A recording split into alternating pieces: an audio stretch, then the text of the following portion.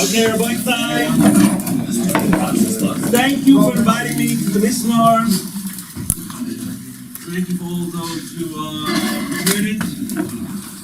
It was wonderful. Together on a Thursday night. Probably been learning a little respite. But we're probably by yesterday.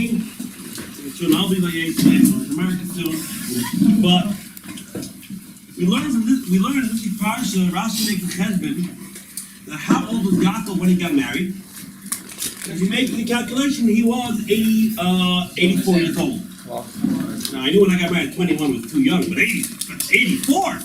84, that's what he was. How do you make that? Very simple computation. That's not a good computation. You know, Yitzchak was 60 when he gave birth to his twins. We know he gave the brachas, but the Tudim was going to die and it's 123. So you already got Yaakov at 163. So you already got Yaakov at 63 years old. Brachas from Esav. And then we all know he spent another 14 years in Koilo. But he wasn't married, so he wasn't in Koilo. He was still serious shape age. So that puts him up to 77. And then we know he had to work for Rachel for 7 years. So higher mathematics gets him to be 84 by the time he gets married. Yaakov gets married at 84 years old. And it would seem we all know the others kept all the halachas and all the Torah. So how it wasn't that he was doich a pure Rivia, he didn't do the mitzvah of procreation. He procrastinated and took so much time until he actually got around to doing it. Is that visible? Oh. Let's go talk about it. Can you push off marriage in order to stay in Yeshiva? Alright? So, we're going to start off with a Rambam. I want to say here now, from a footnote, and it's very London. It's not, this is like pure London. So, this is the way to end the week. So basically, it's like this. It says here in the,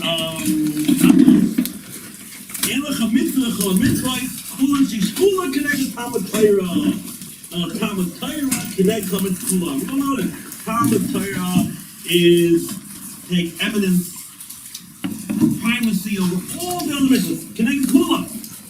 Talmud Torah on one side outweighs all other 6 to 12 mitzvahs. The Talmud Koyim Amaisa B'Chamak, and therefore Talmud always takes precedence over a mitzvah, over a deed. B'Chamak. Always. You want to understand what exactly Rambam means with the Chomakim, just say it's Talmud Koyim L'Maisa. It's what the Torah says, Talmud Koyim L'Maisa. Why does the Rambam have this emphasis, this emphatic? The Chomakim, what do you want to do? The question, what? So basically, the Rambam says, Talmud Torah takes precedence over any mitzvah. Okay, there's a little bit of a problem. Here's the Rambam. But the next Rambam says not that way. The next one. You don't even open up a typical period. In Dalit he says, what was that in Gimel? In Dalit he says, let's say you have a choice between a mitzvah and Talmud Torah. He says, if it's a mitzvah that only you can do, then you must stop learning. What does it mean a mitzvah only you can do? I mean, lulav. You can only do lulav. So you can't send someone else to do lulav, right? Right? You can't tell someone else to eat matzah for you. So, any mitzvah that is incumbent upon you to do, that you have to do it, you can't tell someone else to do it, then you know what? Don't close the Gemara. So, it's like, just a second ago, just a second ago. Talmud takes precedence, learning precedence, and Talmud Koyim L'Maisa. And he has this. He has the emphasis to Chomakim. Always Talmud is bigger than mine. The next second he says not that way. He says the mitzvah Yev Shalas today Acherim, right? The Gemara, then you gotta stop learning. You can't be learning Gemara and say, oh, I'm too busy, I'm not gonna put on tefillin, I'm not going to shake a lulav, I'm not gonna eat matzah. I'm not, obviously that's not the law, it's not the halacha. So what's going on over here? So, we have here, but when the Rambam says this halacha dalit, it qualifies it. He says, if you have a mitzvah and you have Talmud Torah, and it's a mitzvah that only you can do. So he says, do the mitzvah,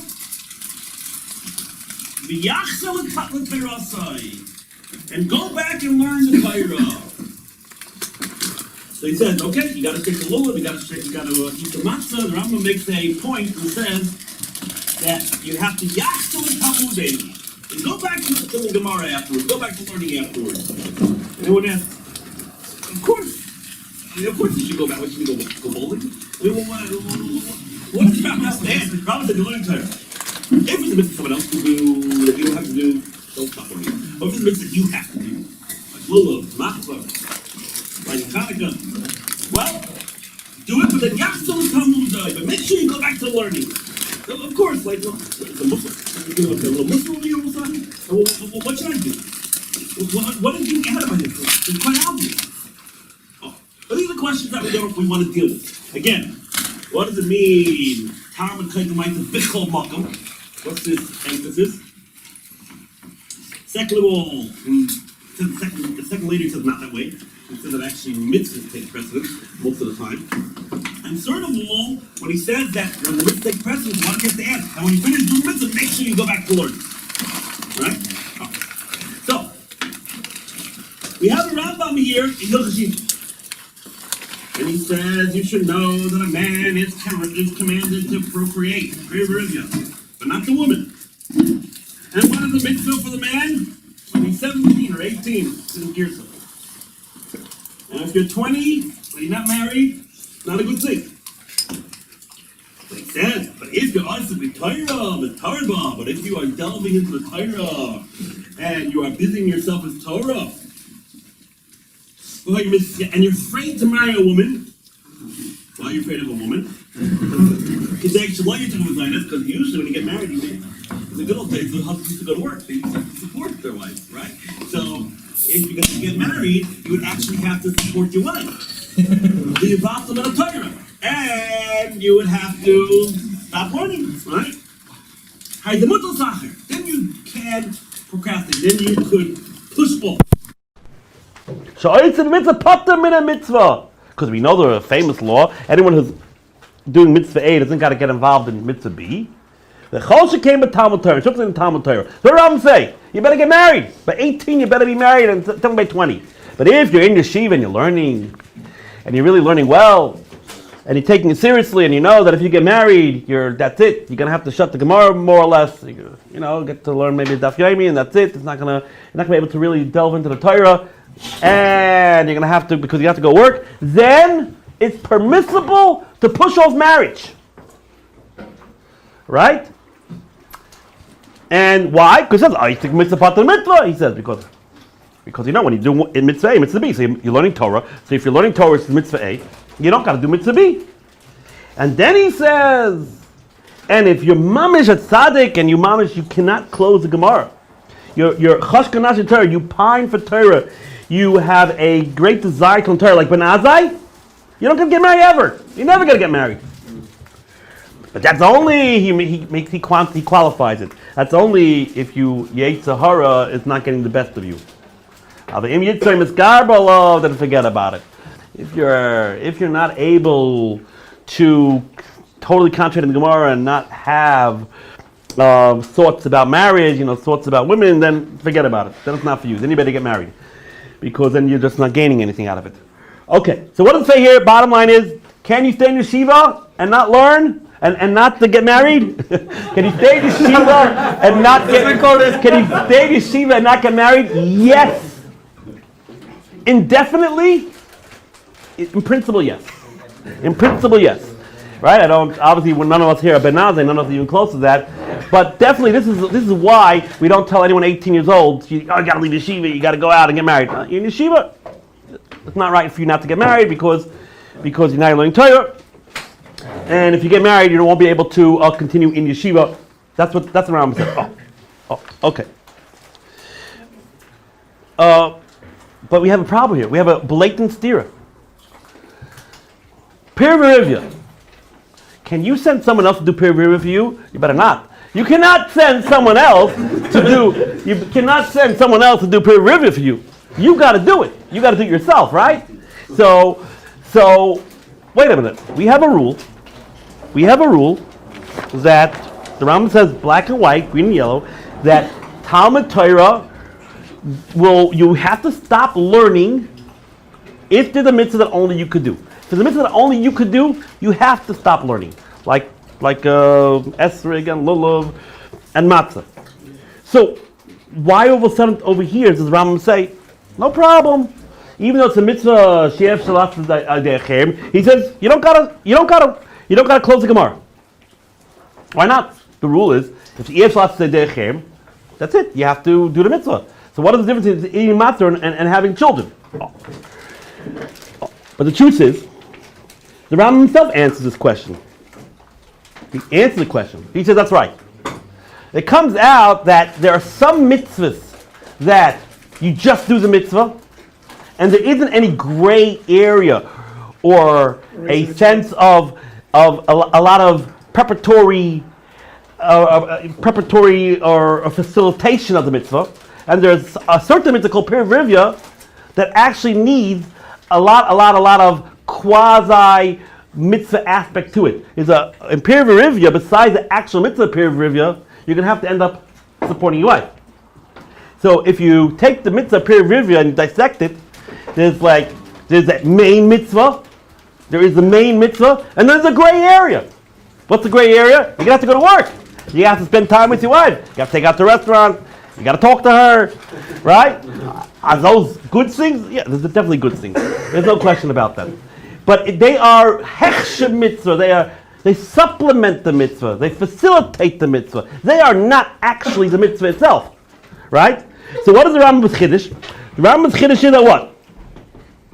That since Pirivivya has a gray area to it, there's the actual mitzvah, and then there'll be many, many hours of the day that you would have to use to facilitate the mitzvah, but it won't be the mitzvah itself, i.e. going to work and taking care of your family, which is not directly the mitzvah of Pirivivya. There the Rambam says, even though it's ef shalasasai de'acherim, even though Pirivivya is the only mitzvah that you could do yourself, but since Pirivivya has a we'll say collateral damage, or it has a collateral side effect that is not directly a mitzvah, there we say,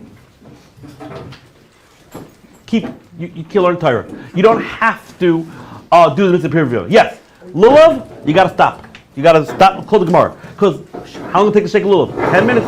15 minutes? You got to go pick up the lulav. So there, it's a mitzvah and Torah. We say directly, do the mitzvah and go back to the learning. But Pirivivya, it's a whole different kettle of fish.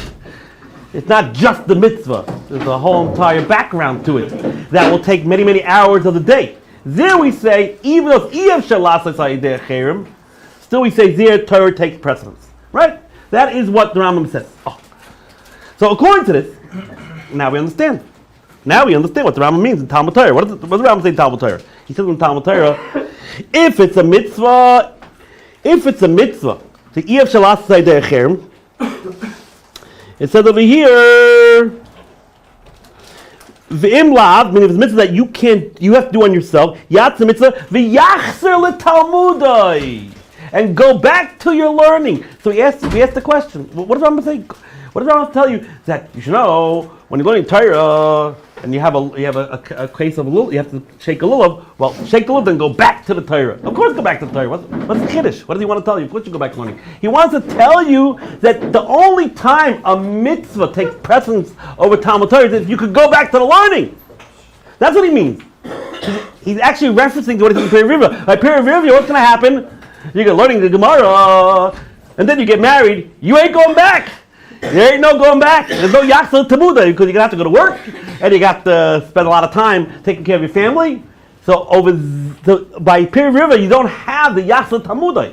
You're going to stop the learning and you're basically never be able to go back, at least not on the same level. So that's why the Rambam puts the emphasis on Yachzor Tamuda, those type of mitzvahs that give you the ability to go back right away to continue learning. Then we say that mitzvah does take precedence of Talmud Torah. Okay, good. So, okay. So we're getting a little bit of a picture here, but there's still a problem in this Rambam. There's still a problem. Why? Because what does Rambam say? Rambam says, by peer review, what did he say? He says, why is it that by peer review you can stay in yeshiva? No problem. Stay in yeshiva, continue learning. He says, because you're going to have to sit and get a job. And then he says, and certainly by Talmud Torah, we're going to say, Oisik b'mitzvah pater b'mitzvah. V'chosh came with Talmud Torah. So Rambam say, he says, you don't got to go leave yeshiva to get married because it's going to take away a lot of your time of the day to go to work. And therefore we say, Oisik b'mitzvah pater b'mitzvah. Right? Okay.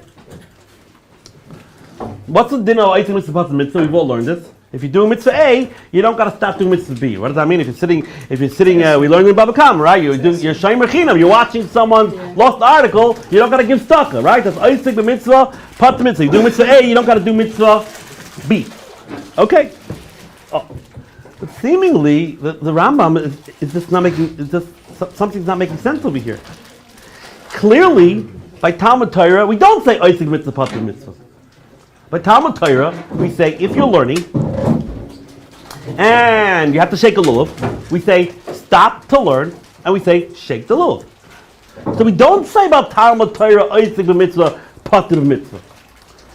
So what is going on in the Rambam? How does the Rambam say, oh, you're allowed to stay in yeshiva and not get married because oisik b'mitzvah, pater b'mitzvah? And we explain. By peer review, it's going to be a whole type of gray area of having to go to work. They won't be directly, you won't directly be doing the mitzvah the whole entire time. The mitzvah peer review won't be doing directly the whole entire time. Okay, that's the chilik. But how does the Rambam invoke and start talking about, oh, by Torah we say, oisik mitzvah, pater mitzvah, and therefore you consider staying in yeshiva. We don't say oisik mitzvah, pater mitzvah by Torah, by something that you have to do on your own. Oh. So you understand this more as I go further. So let's get to the bottom line. Why don't we say oisik mitzvah, pater mitzvah? Why don't we say it by Talmud Torah? They're trying to ask. The law is, if you're learning, you got to stop and close the Gemara in order to shake a lulav. Why is that so? Why don't we say oisik mitzvah, pater mitzvah? Why don't you just sit and learn and that's it? You know, I'm not going to eat matzah. I'm not going to light the menorah. I'm not going to do it. I'm learning oisik mitzvah, pater mitzvah. That's the law that's the law. If you're sitting in sukkah, you don't got to go give tzedakah, right? And that's the law. So what's going on over here? Oh, the Rishonim asked this question. And what do the Rishonim say? The Rishonim say that seemingly what they say is there is no concept of oisik mitzvah, pater mitzvah by Talmud Torah. Why not? Why not? Talmud Torah is the greatest mitzvah of all. They explain because the Gemara says in Yevamis that there's a special stipulation that was included in the mitzvah of Talmud Torah. That's called Lilmoid Almanas Lasais. What does Almanas mean? A Tanai, right? It's conditional. Based on the pasuk that says Lamadatem Vasisim, the Torah tells us, based on the pasuk you should learn and do, that you have to learn Almanas Lasais. You have to learn on the condition that you're going to do, right? The study of Torah is not type of sterile, academic, ivory tower type of thing that we don't actually implement. No. The study of Torah is in order that we should implement what we learn. And it is so crucial that you're learning for that purpose that we say, the Gemara says, anyone who says, I'm going to learn Torah and I'm not going to do the mitzvahs, he doesn't even get the schar of Torah. Because included in Talmud Torah is Lilmoid Almanas Lasais. And since that is what Torah is all about, so the Rishonim say, you can't say oisik mitzvah, pater mitzvah. You can't say I'm learning Torah. I'm learning Torah. I'm in the middle of a rash, but no, I'm not going to shake the lulav. No, I'm not going to eat matzah. No, oisik mitzvah, pater mitzvah. I'm middle to mitzvahs. No, you don't say oisik mitzvah, pater mitzvah, says the Rishonim, because since the conditional in the mitzvah of learning Torah is that you will do it. So you can't say, I'm doing Torah, I'm not going to do mitzvah. If you do that, then your Torah is not worth anything either. Because part of the makeup of an essential component of your learning is almanas lasais. That's what Rishonim answer, right? So therefore, if it's a mitzvah someone else could do, fine. But if it's a mitzvah that only you could do, we don't say ois mitzvah pater mitzvah. Right? Fine. So seemingly, the Rambam would disagree with this. Because when the Rambam talks about why you're allowed to stay in yeshiva, he says, stay in yeshiva, don't get married, you're going to have to go out to work, and you're not going to be able to learn. So what does the Rambam say? And because Oisig Mitzvah part of the mitzvah. So the Rambam does invoke Oisig Mitzvah part of the mitzvah by Talmud Torah. And he says, Kol Shekei. So what's going on here? So is the Rambam arguing on the Rishonim? Are they arguing on the Rishonim? It's hard to believe because the Rambam does say that the law is when you're learning Talmud Torah, the Rambam does say you have to stop learning and shake a lulav. The Rambam obviously does hold that you don't say Oisig Mitzvah by Torah because you stop learning to shake a lulav. But over here by Peri Rivya, he does say Oisig Mitzvah. So what's going on over here? But the answer is very simple. The answer is very simple. And it's all predicated on what we said before. It's not that by Torah there is no oisik b'mitzvah, patur b'mitzvah. It's not that it doesn't. It's not that we don't say it at all. What they're trying to mean is that it has no bearing. It's not applicable. Let me explain. What's the concept of oisik b'mitzvah, patur b'mitzvah? What does that mean? You're doing mitzvah A, so why are you going to go do mitzvah B? That's an insult. You're doing mitzvah A.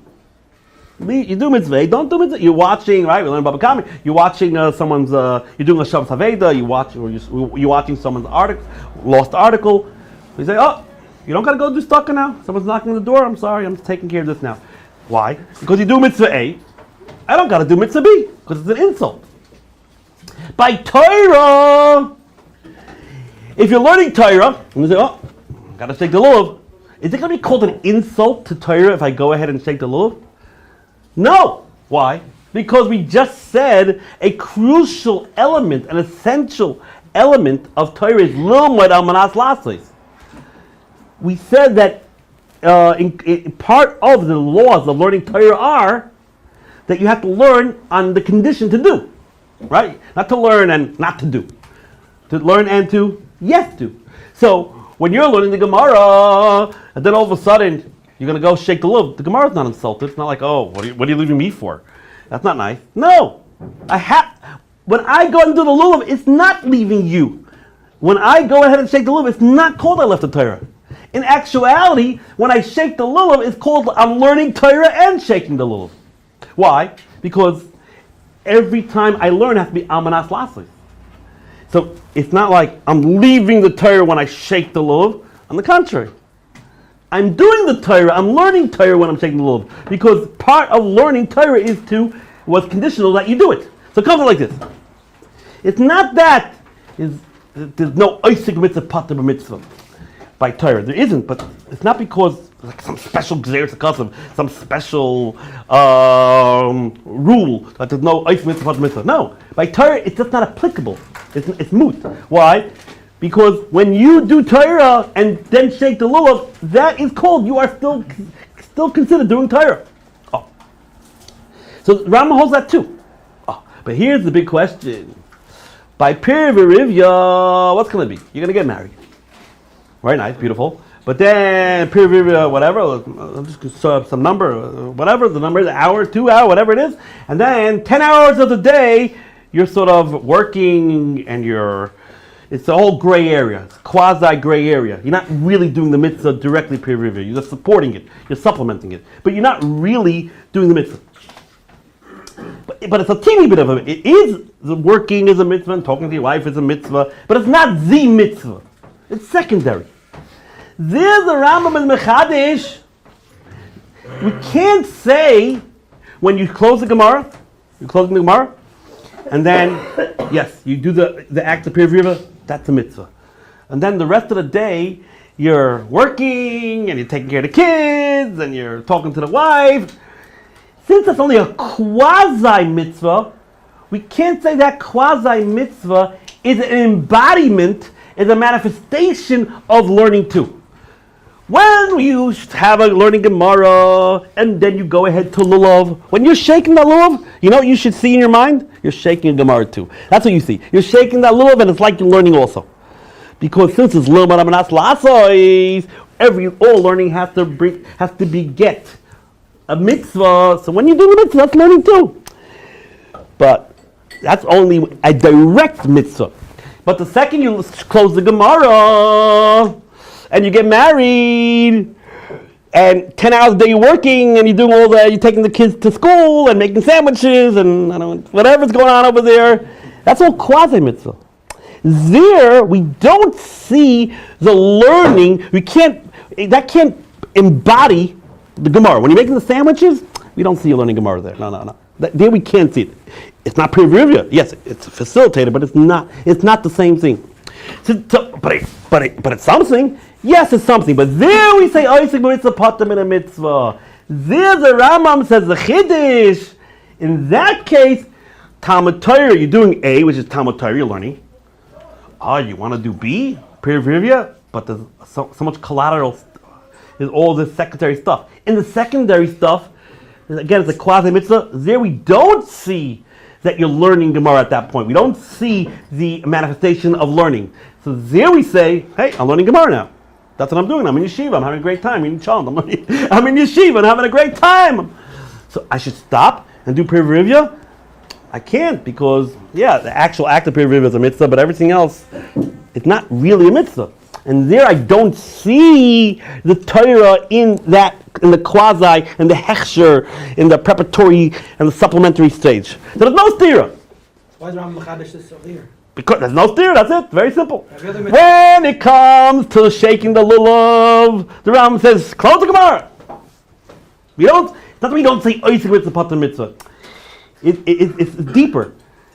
When you're closing the Gemara, you're still learning the Gemara. When you shake the lulav, you're still learning the Gemara. So it's not that we don't say it has no concept, it has no application over here. When it comes to Pirivivya, it's subtle. Why? Because when it comes to Pirivivya, you close the Gemara, but you'll do the actual act of the Pirivivya. But then there's quasi mitzvah. It's not, again, making the sandwiches and taking the buying and going to work. It is quasi mitzvah. That's why you have to come on to say, there is a little bit of a mitzvah.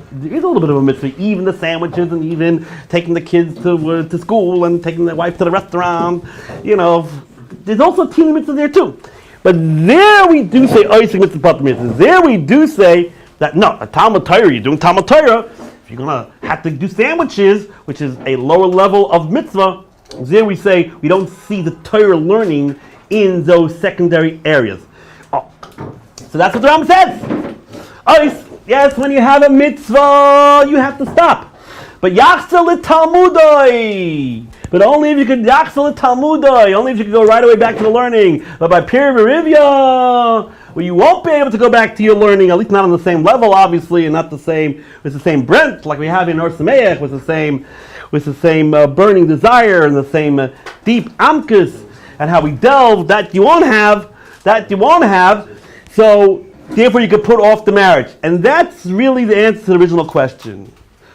We asked the question, the Rambam starts off, Talmud Torah Keneged Kulam, and Talmud Koydem LaMaisa B'chol Makam. Rambam was like, Talmud take precedence over everything. And then a minute later, he says, not that way. He says, you stop. You do a mitzvah. You shake the lulav, you do the matzah. And we asked, why is he being emphatic? B'chol Makam. Talmud Koydem LaMaisa B'chol Makam. But the answer is, the Rambam knows that the second lady is going to say something contradictory, seemingly. He's trying to bring out this point that when you are learning Torah and you stop to shake a lulav, it's still considered you're learning Torah.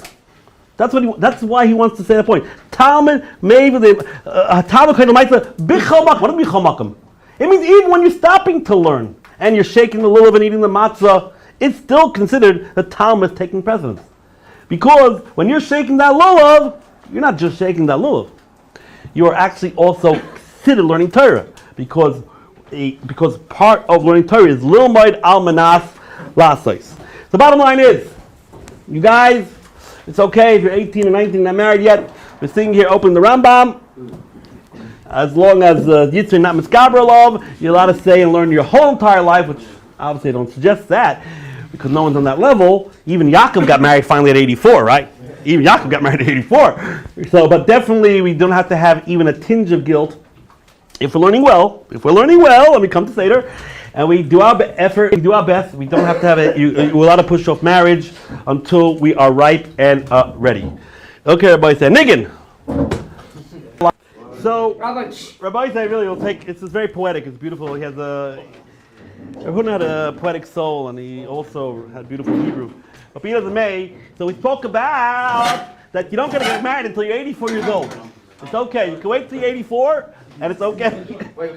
And we spoke about you're allowed to stay in yeshiva and not be oisik and rivya. But eventually, most normal people, it's not healthy for them to stay in yeshiva their whole lives. It's very unhealthy, and none of us are ben azai, and therefore, and definitely yitzay miskabra love, and has more. It's not only that, you want a certain type of fulfillment you need to have in life, and family gives you that, and most normal people will not have by just learning Torah. So obviously you could push off a couple of years. Okay, so now you're going out to work. That's it. You got no choice. You got to go out because that's what you need. That's what needs to be done. Because you felt the need you need to get married. Okay, so in this week's parsha, Yaakov actually went out to work. He was 77 years old. You know, most people were retiring then, but he's going out to work. And actually, there's only one place in the whole entire Rambam that Yaakov is referred to Yaakov HaTzadik. And where is that? In the end of Hilchos Chirus. So there, Rambam talks about honesty in work. And he says, and Yaakov HaTzadik had all the reasons to not be honest because he was dealing with the wily Lavan, but he kept his principles. And that's why there Yaakov, the Rambam called him Yaakov HaTzadik, that he would not deviate even iota from honesty, even though he was dealing with a dishonest person. So that's a little bit of a riddle. Where does it say Yaakov HaTzadik? Usually no Yosef HaTzadik, because that has to do with him being moral, not falling to Ashes Potiphera, right? But actually the one place the Rambam says Yaakov HaTzadik, and there he's referring to the fact that he was honest in his dealings in business. So there's a letter here from a guy who had to obviously leave yeshiva, and he had to go to work, and he felt a little bit guilty about this. So I'm going to paraphrase it, and the Rabbi Hutner starts writing that, I really enjoyed your letter. Why did he enjoy your letter? He says, first of all, Hutner said you have good prose. Hutner appreciated language, and he appreciated people who knew how to write, and he definitely appreciated people who knew how to talk. So he said, first of all, I like your letter. Why? It's double sided. I'm reading Sadi Dalid. Because it was written well. I like your style. And second of all, he says, I like your letter because you're willing to open up to me. He says,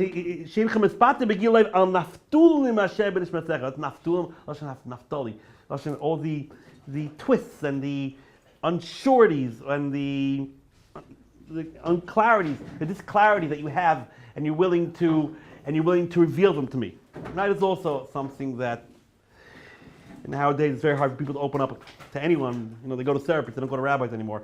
But Rav Hutner was like, I really appreciate your writing style, and I appreciate your opening up to me and revealing the coils, the kinks, the knots in your neshama. And I want to tell you something about all these difficulties that you have, all these convulsions or twists that you have. And I see that you're having a wrong outlook at life. Because in your letter I see that you feel you're living a double life. Why a double life? Because this guy obviously had to have a secular career. That's what he brings there, a secular career. He had to go out to work. And this guy obviously went to, he stayed and learned, the base matters, whatever. He would learn a couple of hours a day, obviously. And the guy felt that he was living a double life. He felt like he was like a double agent. Half the time he was working for God and half the time he was working for the devil. He felt like he had this double life. Half the time he's in yeshiva and half the time he's working. He wasn't able to synthesize it well. He felt that he was multiple personalities. So says Rav Hutner, I don't like this way your expression of double life. He says it's true. Let's say someone who lives in a city and he has a room in a house, he has his own personal house, and for whatever reason he has a room in a hotel. That's called a double life because he lives sometimes in a hotel and he lives sometimes in his house. But let's say someone has a house with 2 rooms. So you're going to say he lives a double life because sometimes in this room and sometimes in this room. You'll say, oh my gosh, your split personality. One time you go to this room, one time you go to this room. No, it's not called a double life. It's called a broad life. It's just you broaden. You got a bigger house, right? Yeah, if half the time you're in a hotel for whatever reason, and it's half the time you're in another house, that's called double life or double. You're living in 2 different places. If you have a house with 2 rooms, that's called a broad life. Right? And he says, I remember that I once went to Shari Tzedek. And Dr. Wallach, if you know anything about Shari Tzedek, there was a big tzaddik named Dr. Wallach, over here at Shlita. He opened up Shari Tzedek. It was important for him to have a frum hospital. And that's what Dr. Hadassah and Kerem is not as religious as a Shari Tzedek. And this is the famous of Wallach. He was a major doctor, but he was a major tzaddik. And it was important for him that the Charedim should have a good hospital. And he said that I saw that Rav Wallach was about to give a operation, and he said to the person that he's about to operate on, by the way, what's your mother's name? Before I operate, I always like to say Tehillim before I operate. And I want to say Tehillim, and I want your mother's name. Right?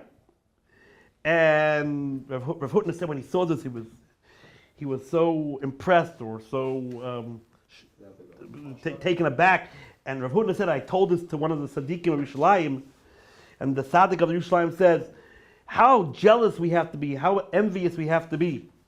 Because this person, this Rav Wallach, is able to use klishoris. It means he's talking about he's making a reference to the knife to use to cut when you do an operation. But he's calling it a klishoris. He's calling it a holy vessel, like K'vod Shemayim. Meaning, he said, so tell me, do you think Rav Wallach had a double life?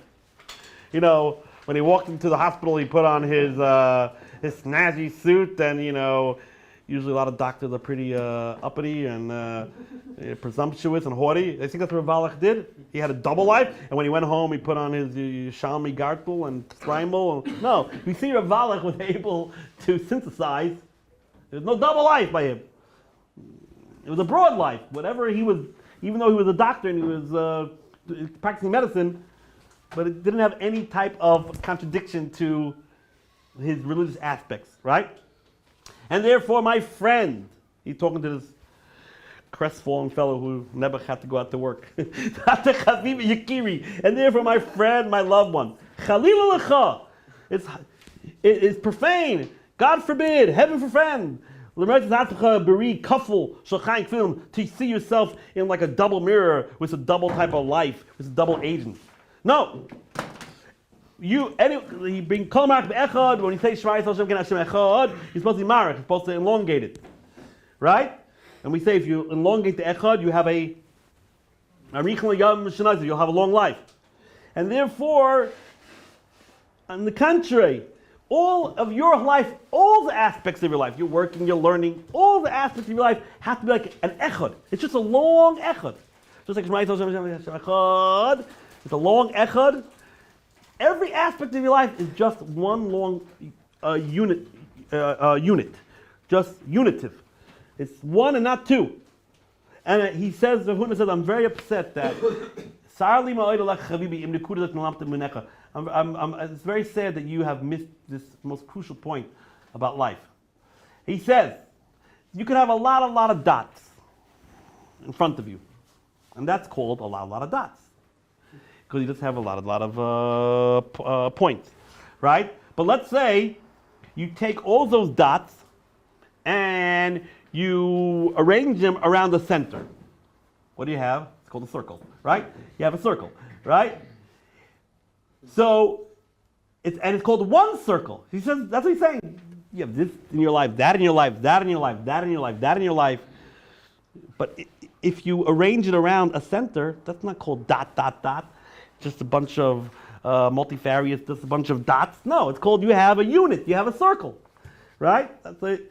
And that's what the point is, my friend. Zehu chabibi chayvascha be'amecha laham berekat chayecha. It's the echad.